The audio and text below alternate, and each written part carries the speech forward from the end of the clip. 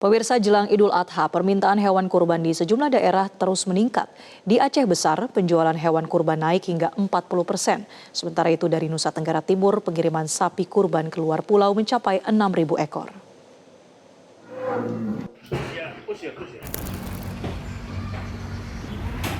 Aktivitas penjualan hewan kurban mulai ramai di sejumlah peternakan di Aceh Besar. Salah satunya di peternakan Akikah Kutaraja, Kampung Rumpet. Permintaan kambing dan domba meningkat antara 20 hingga 40% dibanding hari biasanya.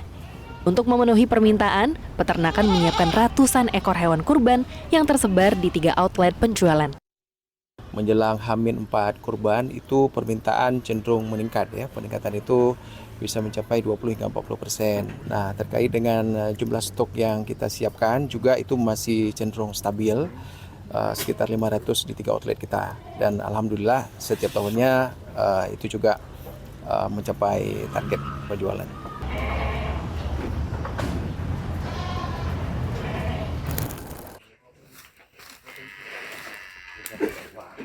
Sementara itu di Kupang, Nusa Tenggara Timur, pembeli mulai memadati peternakan untuk memesan sapi kurban dengan bobot 300 kg hingga 1 ton.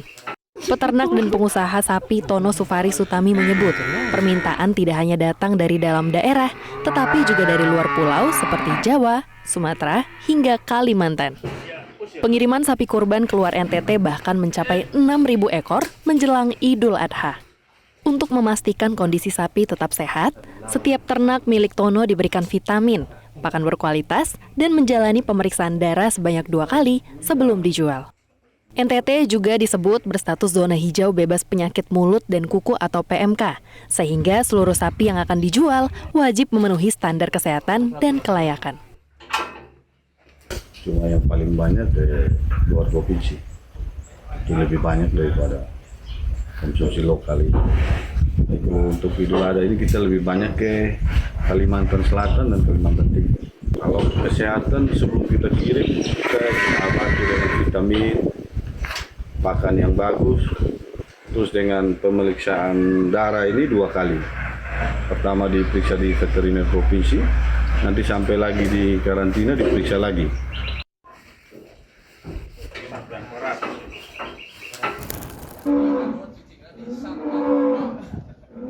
Di Bandung Barat, harga sapi kurban naik antara 2 hingga 3 juta rupiah per ekor akibat melonjaknya harga bibit dan pakan ternak.